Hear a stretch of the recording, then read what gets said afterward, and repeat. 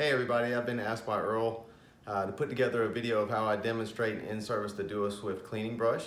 So welcome to the US Endoscopy Crazy Lab studios that I've put together on a shoestring budget. So I've pulled out the DuoSwift cleaning brush. As you can see, I've got the channel cleaning brush as well as the valve cleaning brush. I'll use that as a demonstration tool. I've got the comparative study that we did. I also print out the highlights that are in the study. And then I've got this handy dandy tool right here, which is actually the acrylic model with the scope channel. The main tool that I like to use is the comparative study, where we tested the DuoSwift brush against the OEM leading cleaning brush, where it talks about the AAMI guidelines. And what I've done is I highlight the most important parts. The next thing I want to do is I want to actually put the brush in their hands, have them touch it and feel it. I show them how it's a double bound bristle brush. SGA guidelines say that you need to have a bristle brush in order to clean that scope channel. And then I show them the squeegee. And then I talk about how this bristle brush is longer than most brushes. It's better and thicker for agitating the bioburden and cleaning that out. And then I show them how the DuoSwift squeegee actually cleans the moisture and residual bioburden out of that scope channel. I like to make a specific example and a point to show them that this brush has been validated to clean scope channels between 2.8 millimeters and 7 millimeters. So I say anything greater than 2.8 is great. So I've got this acrylic model that's got a 3.2 millimeter scope channel. This is a great illustration because it shows the staff members what's actually inside the scope when they're cleaning it inside the sink. Obviously, you know they can't see inside that scope channel, so this is a great visualization for them to be able to see how well the DuoSwift brush cleans against other brushes. So all I do is I take my Mott's mixed berry applesauce and then a 60cc syringe, and I just inject that into the scope channel like so. All right, that's good.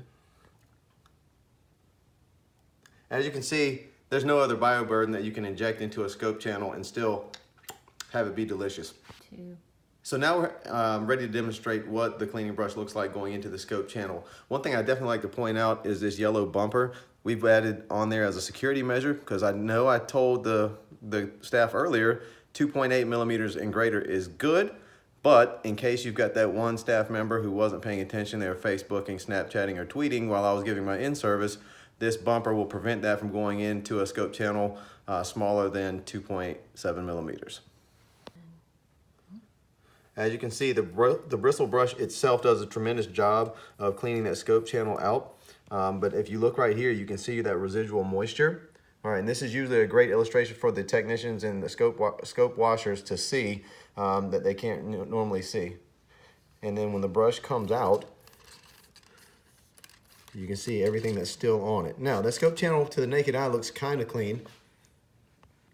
So this is all the bioburden that the brush was able to take off. Look at that double bound bristle right there. It takes a significant amount of that yucky stuff out. The squeegee is now going in, and this is where the rubber meets the road, pardon the pun. You can feel those discs hugging all the walls as it's going through. And if you zoom in on that, you should be able to see here real soon the moisture that is building up in that brush channel. Yep. And so this right here is what was left over, all right? Now, if that's an infected or contaminated person, a patient, and we didn't pull that out of that scope channel, that's a bad thing. So while I'm taking the brush through the scope channel, I go over the highlights of the comparative study. I basically say AAMI, who does the medical instrument guidelines, came up with a benchmark of 6.4 micrograms of protein per square centimeter that they are saying should be left over residually in that scope channel before you do the high-level disinfection.